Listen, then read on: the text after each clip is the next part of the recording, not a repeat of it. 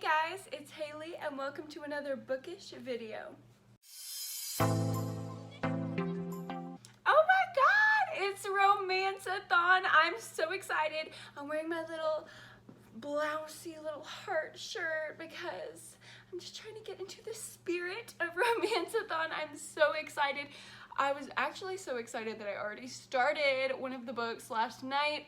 Maybe that's cheating, I don't really know, but I have a few adjustments to my TBR I just wanted to let you guys know about really quick before I get into the reading vlogs. So my picks for 4 out of the 5 prompts are actually staying the same, but one of them I picked Why We Broke Up for the new to you author, but I actually just got Beach Read in the mail a couple weeks ago and I really want to read that, and I haven't read anything by Emily Henry yet, so I'm actually switching out Why We Broke Up for Beach Read, which I've actually already started. So I'm about halfway through Beach Read right now. It's really cute. It's really slow burny, but I like it. Like, I'm really into the characters and the story. I like that it's about writers and like it's kind of meta, like it's a book about books. So really liking this so far, and again, this is for the new to you author prompt. And then I'll just go through my other books for the other prompts really quickly in case you did not see my June TBR. For published in 2020, I'm reading The Honey Don't List by Christina Lauren. My favorite trope is enemies to lovers, so for that I am reading The Hating Game by Sally Thorne. For the illustrated cover prompt, I'm reading the buddy read for Romance-A-Thon, which is If I Never Met You by Mary McFarlane. Hope I said that correctly. Not sure I did. Please forgive me. And finally, the last prompt is a book with more than 5 words in the title. For that, I'm reading The Two Lives of Lydia Byrd by Josie Silver. This is another one that I'm super excited about. But those are all the things that I'm hopefully going to be getting to this week. I'm already halfway through Beach Read and it's day 1, so I feel like I'm on track. And let me just give you a few of my initial thoughts. So I really like Gus's character and January's character, like the two main love interests. I feel like they're both really fully fleshed out and they have their own problems and things going on outside of their actual relationship. I also like the mysterious elements that keep you reading, like you want to know the secrets that are in January's parents' marriage and everything that happened before her father passed away. You're also kind of led to believe that there's something going on with his house. So if you don't know what Beach Read's about, the main character, January, is staying in her father's beach house that he had secretly, and he passed down to her after he died recently. So she's staying there, and the boy in the neighboring beach house actually went to school with her in her master's program for like creative writing or some kind of writing, and they're both writing books, but they're both in a little bit of a slump, so they decide to take on each other's styles of writing, which are extremely different, and maybe they end up falling in love over it. I'm pretty sure they do. That's where it sounds like it's going right now. But yeah, the mysterious elements surrounding her dad and all of that, it's really keeping me interested in the actual story rather than just being invested in the relationship. But hopefully I will be able to finish this soon and I will update you guys with my final thoughts. Hello guys, I just finished reading Beach Read by Emily Henry and I'm giving it 5 stars. This is such a surprise for me. I honestly didn't think I would like it as much as I did. I ended up getting really invested into their relationship towards the end. Also, in January's friendship with her best friend, I cried multiple times throughout this book. I just feel like it led up to the perfect ending. Everything was so well written, well put. Everything was perfect. Oh my gosh. Sorry if you can hear my dogs lapping up water in the background. But I actually want to read you guys an excerpt. There was like one piece that she wrote and I was like, oh my god, that's beautiful. Okay, so January is talking about Gus and like how she feels like he's not really giving all of himself to her. That was how it always was. He never looked away from any of it. Maybe he thought someone had to bear witness to the dark, or maybe he hoped that if he stared into the pitch black long enough, his eyes would adjust and he'd see answers hiding inside of it. This is why bad things happen, the dark would say. This is how it all makes sense. I couldn't hide from this. I couldn't leave Gus here alone. And she's just like sitting in the darkness with him and like helping like guide him out. And I just think that's really beautiful. I really fell in love with the story and these characters. I really have a crush on Gus. I just think he's like dark and brooding and like, oh, we love that. So yeah, 5-star read to kick off Romance-A-Thon. I'm very excited to read my next pick. I think I'm gonna start the Honey Don't list by Christina Lauren. Hopefully I'll get a start on that tonight and I will update you once I'm into it.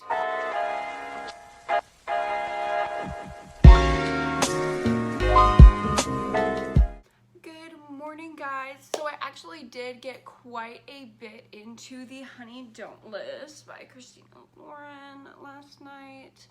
I got about 200 pages in. It's only a 300-page book. And I just decided to power through and read the next 100 pages this morning because I was like trying to convince myself to get out of bed and my book was sitting there on my nightstand and I was just like, you know what if you just laid in bed and read for 100 pages and then you got up and started doing things, and I was like, wow, that actually sounds a lot better. So I did that, but as you can probably tell by my tone of voice, I did not enjoy this book much at all. I'm giving it 2 stars. I just didn't care for any of the characters. The sex scenes were cringy. Neither of the love interests, like, I didn't really like either of them all that much. Like, I liked the guy more than the girl. What are their names? Claire and James? Yeah. So I like James a little bit. Like, I feel like he had redeeming qualities. Claire was so annoying. Like, when bad things happened to her, I was like, good. Like, I didn't care. And every time she would, like, subtly drag James or, like, make fun of him, I was like, bitch, like, shut up. Like, ew. All your outfits and the descriptions sound ugly. So, like, why are you even speaking? Like, yeah. So did not like them, did not support it. Big twists like happened that were supposed to be like shocking, and I just didn't like. It was like it would come out of nowhere and then they really wouldn't discuss the fallout at all, and that happened for like everything other than the last like big major event that happened in the story. But like weird crazy things would happen. Like, for example, a PR stunt at an event like went awry and they were just like, oh no, and they just really didn't talk about it ever again. Like, I'm just like, I don't know, this book was so rushed and like confusing. Like, I hated it. Like, I hated it. Let me give you a little bit of background on what the story's about. So it's basically this couple, they have an HGTV show, so it's basically like a ripoff of Chip and Joanna Gaines. And the husband and wife that are supposed to be like this perfect little design couple actually hate each other, and their 2 assistants are going on tour with them and trying to like hold it all together and keep up the air of like, no, these 2 people are actually in love. And along the way, the 2 assistants, Claire and James, fall in love. But if that sounds interesting to you, I wouldn't recommend reading the story because it's really not that great and it's really just kind of rushed and annoying. So this is a disappointment for me. That's also my very first Christina Lauren book I've ever read, and I've heard really good things about like The Unhoneymooners and some of her other books, so I don't know. Maybe I should give her another chance, but That was just not good. That was not good, my friends. But a book I have been hearing amazing things about is The Hating Game, and it has one of my very favorite tropes, which is enemies to lovers, and it's like an office romance. So I'm super excited to get into this one next, and I will let you know when I have some fully formed thoughts about it. In other non-romance-a-thon related news, I did a thing, if you want to see it. So this is my kitchen, and I kind of hate myself for this. Honestly, kind of love it. Let's get it to wrap all the way around. It's a goal, honestly. Self-care. It's a craft. It's a DIY. But yeah, so I found myself looking at like prettily stained and painted like bottles to put on the top of that thing in my kitchen, and then I realized like I drink a lot of wine, so like why not just do it myself? So that's fun, and I am filming this right now to procrastinate writing a paper. Okay, I'll update you when I actually do something reading related. Goodbye. Hey guys, I literally just rolled out of bed. It is such a dreary, rainy morning. The wind is going crazy outside my window. So it's a perfect day to lay in bed and read. Although I do have school stuff to do, but maybe we just won't. No, I have to write a 10-page paper today.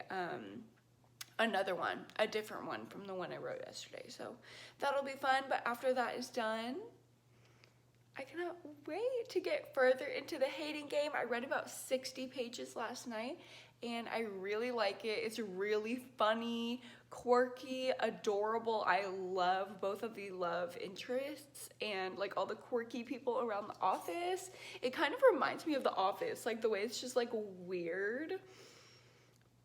I don't know, maybe they'll be like the Jim and Pam, but they hate each other. I love it.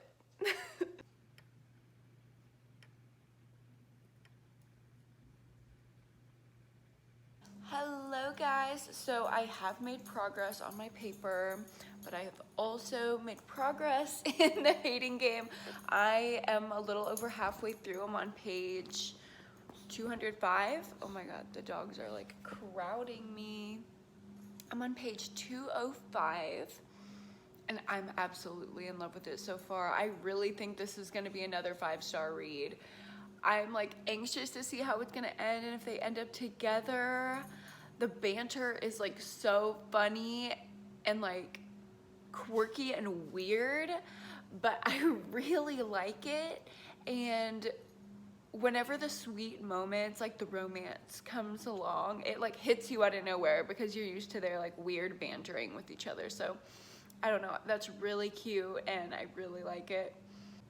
So let me just give you some more concrete thoughts. So if you don't know what this book's about, it's an enemies to lovers story. These two people are executive assistants to like the co-CEOs of a book publishing company, and they sit across from each other and they play these little office games, like hence The Hating Game. There's also the staring game, basically just games to annoy each other and like get on each other's nerves. But feelings start forming and it's adorable, and yeah, so I would really highly recommend this already. I'm really liking it. I feel like it's gonna be a 5-star read.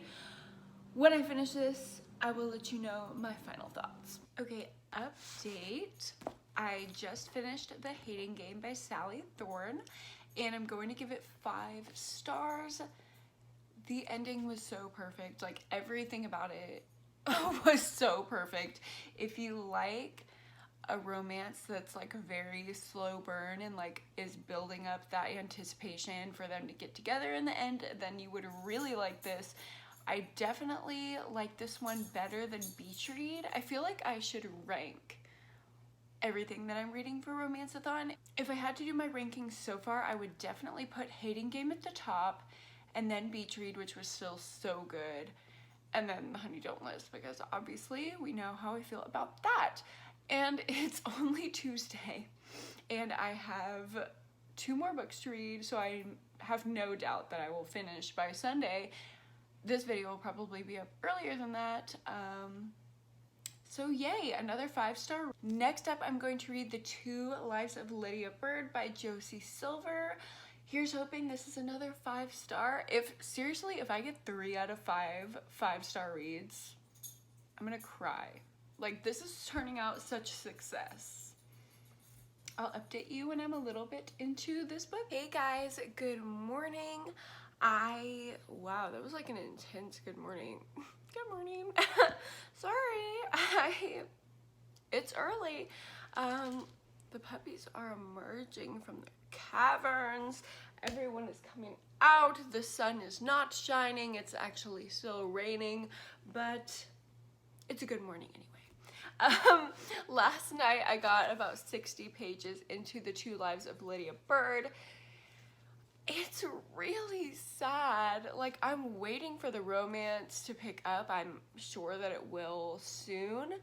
But so far it's really sad. Obviously, the premise is that this woman, Lydia Byrd, her husband dies, so she moves on and starts, you know, dating somebody else, and then I don't know if he comes back or something like that, but like she has to choose between this new man and her husband who she thought she was never gonna see again. So I'm waiting for that to happen because right now it's just a lot of like grief over her husband who died, and it's really sad, but I also can't relate to it because her husband kind of sounds like an insufferable person.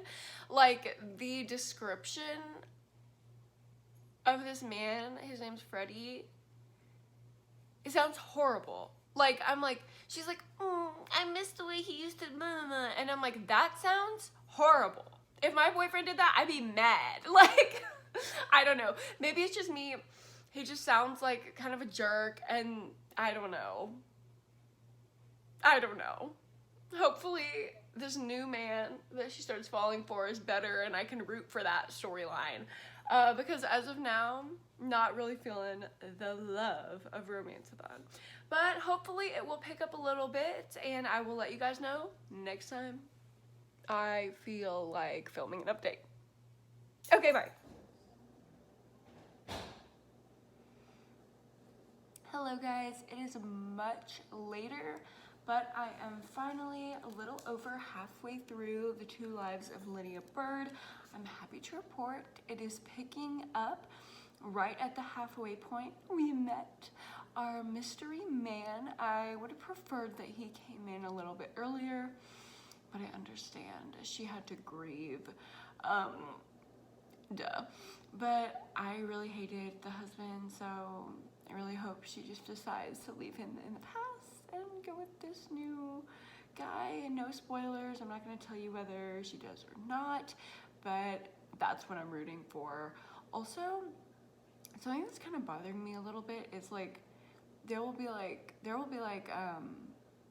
4 or 5 chapters back to back where it's like January 1st, January 2nd, January 3rd, and then randomly it'll be like May 17th, and I'm like, so I really have to pay attention to the dates because I was severely confused because it was like just like March or something, and then like a few chapters later it was like a nice dusting of snow was falling outside, so didn't know where that came from. All of a sudden it was like December, so yeah, that's a little bit annoying, but it's definitely picking up, and yeah, I'm feeling all the romancy feels again now that this new guy has come into the picture. So I will let you guys know my final thoughts. Hopefully I'll finish this tonight or tomorrow morning and be able to give you guys my rating. Hello guys, good morning. So the reason why I look like I just crawled out of a sewer is because I can't with myself sometimes. Is because I'm about to film the books and makeup tag challenge thing, whatever, that I saw Jess at Books Past Bedtime do. So if you want to watch me do my makeup and hear me talk about books while I do it, keep an eye out for that video. It'll probably be out, who knows, honestly, sometime in July. So subscribe for that, queens. anyways, I wanted to give you some thoughts on The Two Lives of Lydia Byrd because I did end up finishing it last night. So my overall rating for this book, I give it a 3-star on Goodreads, but I think it's more like a 3.25. I don't know. We should just keep it at a 3 to make it simple. I think the reason why I didn't really connect with this book is because, well, it wasn't really a romance. Like, obviously I read this for Romance-A-Thon, so I was expecting like a lot of romance, and from the synopsis, like, it sounds like a romance. Like, Lydia is caught between the man that she was engaged to, that she lost, and then she's also caught between like her life that she lives, like moving on after his death, like she meets someone else. So the whole time I'm sitting here thinking like, oh, like she's gonna stop grieving like at some point, and like the romance is gonna start, but that didn't really happen. So I wouldn't call this a romance. I would call it more a contemporary story of a British woman trying to figure out her life and who she is after her fiance passes away. That being said, for that kind of synopsis, I would give it like a 3.5 star. For a romance, it's more like a 2-star. But I'm caught in the middle. Like, I feel like I would have rated it higher if I would have had different expectations, I'll put it that way. But the reason why it still wouldn't be like a 4 or 5 star is because I really just could not connect to the characters. Like, this man that she was grieving, her fiance, like, he just sounds insufferable. Like, he sounds infuriating. Like, I could not spend 10 minutes with this man. And his best friend, who she's kind of going like through the grieving process with, who she's also known since she was really, really young, he also sounds insufferable. And I'm like, woman, how could you surround yourself with these two men? Like, she needs some good girlfriends, because this girl is struggling. Like, she really was struggling, and like there was a lot of sadness in this book, and I just didn't really need it right now. So maybe I read it at the wrong time with the wrong expectations. But it's a solid 3 for me. So I'm moving on to the last book on my Romance-A-Thon TBR, which is the buddy read, If I Never Met You, by this person. Very complicated name. I know I'll butcher it, so I'll just let you read it. But this is like an office romance fake dating scenario, which I love fake dating tropes. I think they're so fun. Like, I know it's like cliche and basic, but To All the Boys I Loved Before, I love that trilogy so much. So I feel like this is gonna be like the more adult, dirty version of the fake dating scenario, so excited for that. And I will update you once I start this book. So as you can see, it's a perfect reading day. Oh my god, I'm so excited. I love this right now. And what goes better with a rainy day of reading than chocolate croissants? Oh my goodness. Today is just gonna be the best day. The last day for me of Romance-A-Thon, because I'm gonna finish my last book. Oh my goodness, and it's gonna be perfect.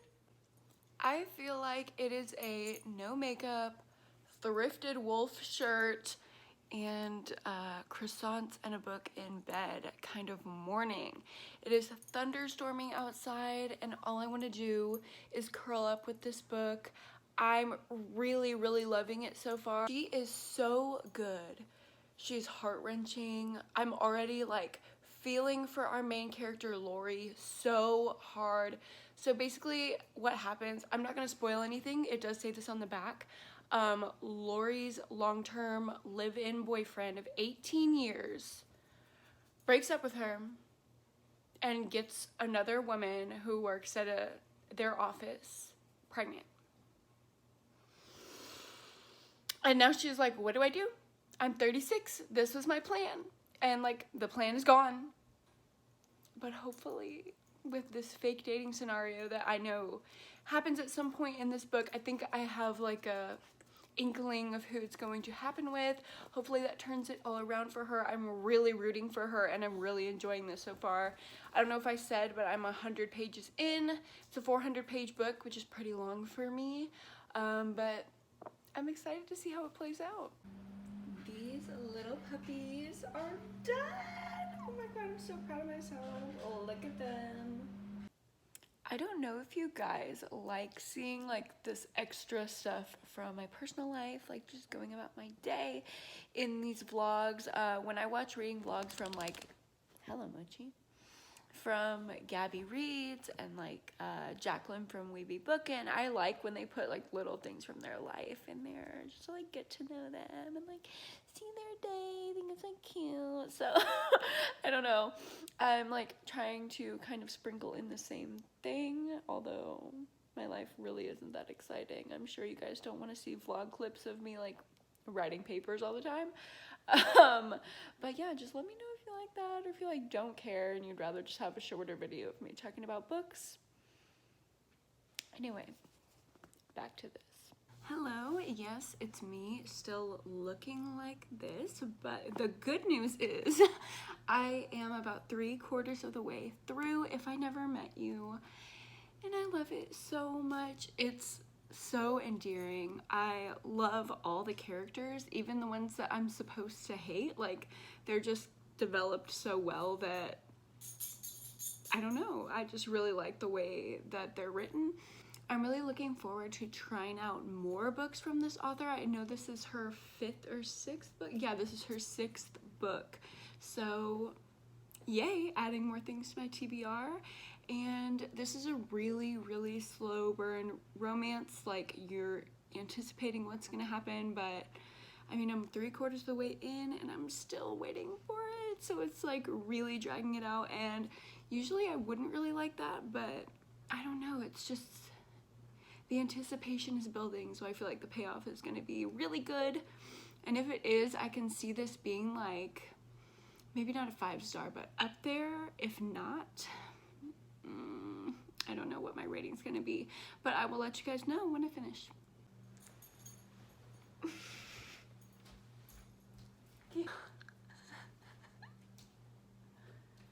I'm putting this in.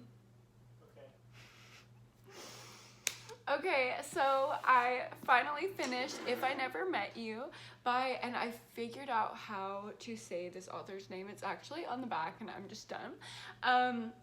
It's pronounced Vari, so Vari McFarlane, and I'm really interested in reading more of her books. Like I said earlier, this is her 6th book, and I really enjoyed it. I'm gonna give it a 4.5 out of 5 stars, so pretty good. I really like the slow burn nature of it. It was also a really sweet romance, nothing too steamy like The Hating Game or Beach Read. Not that I mind that, but this was just really cute and wholesome and about 2 people kind of figuring out their own issues so they can be better together. So I really liked that aspect of it. I also really enjoyed Jamie's character. He was like, I know the way that like he's described as like a white man with like blue eyes, but who I was picturing is that guy from like Riverdale and The Sun Is Also a Star, this guy. I don't know why. I was just picturing him in my mind like while I was reading, and yeah, I don't know, that was really great for me. So I really enjoyed this overall, and I'm so happy I got another super high rating, hello Mochi, for Romance-A-Thon, and that is actually gonna be it for Romance-A-Thon. So I think that was a huge success. If I had to go back to my ranking system, I would definitely say number 1 is The Hating Game, and then Beach Read, and then If I Never Met You, then Lydia, Byrd, and then The Honey Don't List, because we know that that was a tragedy. So that is my final ranking, and I had so much fun filming this and reading all these romances. Thank you so much, Jacqueline and Gabby, for hosting this, and I will definitely be back again to participate next year. But other than that, I will link below what you can watch next, all my socials. Like this video if you liked it. Don't forget to subscribe, and I will see you guys next time.